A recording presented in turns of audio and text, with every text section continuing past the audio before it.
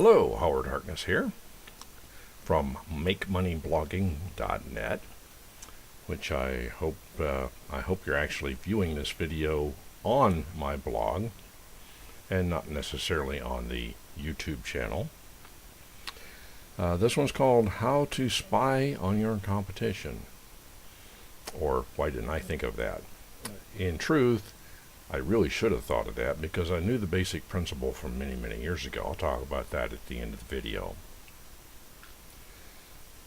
In email marketing, the most important thing to do is to build a list. Well, one of the most important things to do. You also have to interact with that list or you don't get any of the benefit out of that. So this presentation is mostly about how to learn what to do to interact with that list in a profitable manner. So I'm going to kind of gloss over some other topics here, like how do you build your list. There's several ways to do that.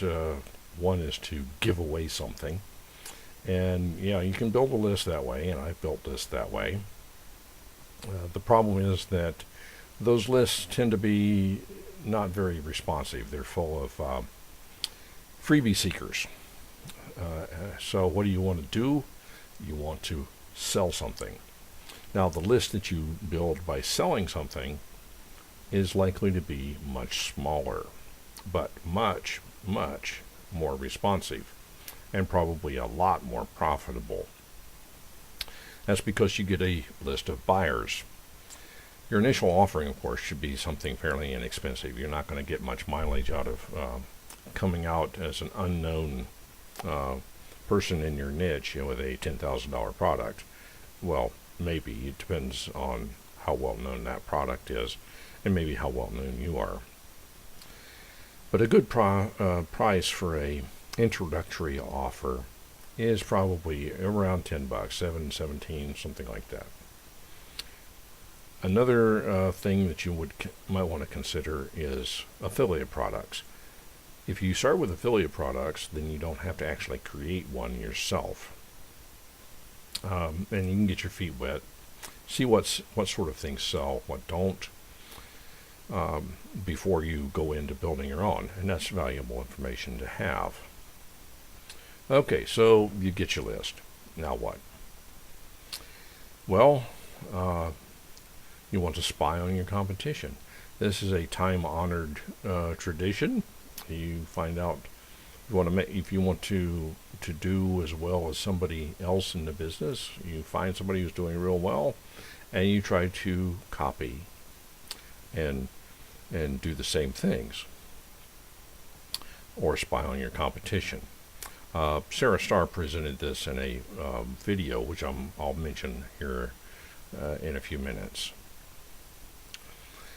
As I kind of hinted before, the method I'm going to talk about here works best for affiliate products, or at least for things that are sold, not for freebies. Once you find an affiliate product that you would like to sell, you sign up for that. You look for people who are selling it and sign up for their email lists. Okay.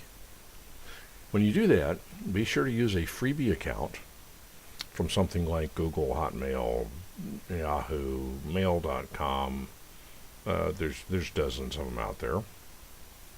And don't use it for anything else.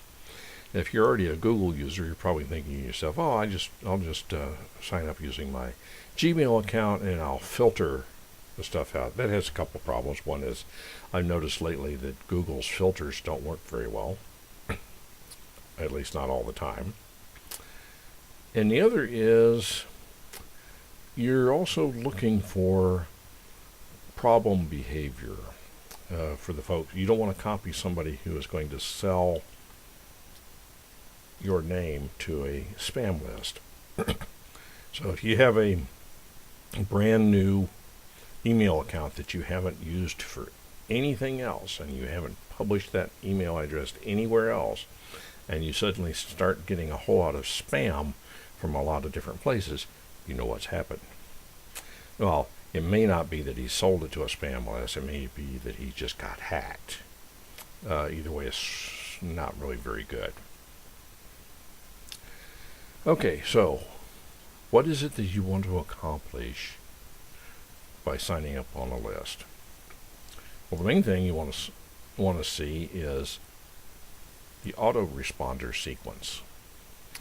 Now, if the vendor or the person who is selling this affiliate product has very much experience, he's got more than one autoresponder list. He's got one for the freebie seekers, and he's got another one that starts up when any of them buy. So he's got a buyer list as well. And which do you think is more valuable there? I've already given that away. Now, in order to see the second list, the buyer list, you're going to have to become a buyer. So what you do is you let this autoresponder sequence run for a couple of weeks. Go back through it and look for a product that's reasonably priced that you might be interested in and buy it. That gets you on the buyer's list. Now, when you do that, be sure you have a pencil and paper handy, because you want to take notes on what the one-time offers and the upsells and downsells and the side sells and the also sells and all the various things. And you'll learn a lot from this. Now, one of the things to look for is a vendor that uses 7 or 8 or 10 upsells. He's probably just hacking people off. I know that I get kind of cranky when I have to collect through 7 different upsells in order to get what I really wanted to begin with. And so I end up kind of regretting my purchase at that point. So, at any rate, you've gone along for a couple of weeks. You bought something. You've gone along for another couple of weeks. You now have 2 fairly complete autoresponder sequences that you can study. And with some minor rewriting, you can use to sell that same product or something very similar to it. Make sure you don't just copy and paste, because you're likely to get into some trouble like that. You'll also get a list of other products that particular vendor is selling. Some of them might be his own, in which case you might want to check and see if there is an affiliate program. Especially if you think they're any good. Some of them are likely to be other affiliate products, so you'll have a list of other people to go and check out. The thing to remember here is in those lists are going to have the best performing products that vendor knows about, because he's not going to put the losers in his autoresponder sequence. He's going to put his best performing stuff in there. So you're automatically a leg up to start with, especially if that vendor has a lot of experience. Then you want to follow up. You go through all those emails, you read them, you study and learn from those to see how you might do the same thing, and you investigate the other products. You'll almost always find other affiliate opportunities, and good ones. So, to summarize, spy on your competition. You want to see what somebody in the business already is doing and how they're doing it, and then you go do it too. You do that by collecting and studying the autoresponder sequences, buying one product somewhere along the line so that you get on that second list, and then you basically try to copy the business. Now, there's a lot of other tips like this, including some of the stuff that I glossed over, like how to build your list and how to select the products to begin with. Probably the most important thing that you can do to start with is to choose your niche or niche, depending on how you want to pronounce that, wisely. And Sarah has some things to say about that. This copy and Copy and Profit video is about an hour long, and it's free. And you can sign up right here at h2ha.com/copy and profit. There'll actually be a link beneath this video, both on my blog and on the YouTube channel. Now, of course, what you're doing is you're getting on, guess what? An email list, Sarah Starr's email list. Sarah Starr is one of the most successful marketers in the UK, and it's definitely worth seeing what she's doing and trying to copy it. So that's a good place to start your spying practice. Now, I was going to say a little bit about how old this technique really is. I remember back when I was a youngster, and this was back before the internet. Some of you don't remember back before there was an internet, but really there was a time before the internet.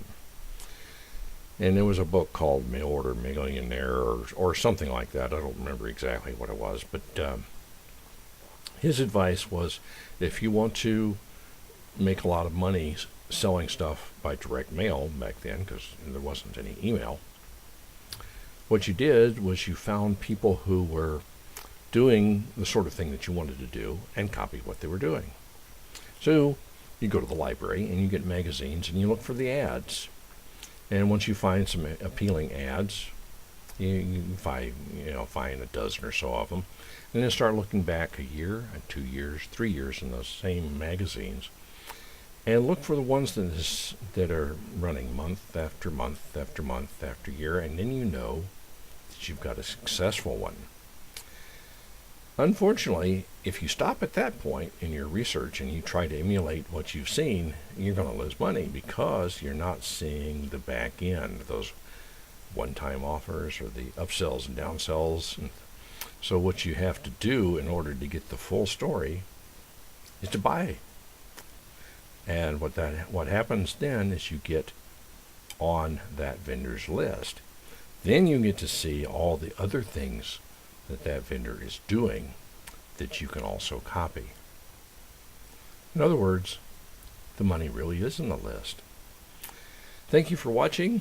I hope you found this valuable. And I definitely recommend that you go and check out Sarah Starr's Copy and Profit. Thank you for watching.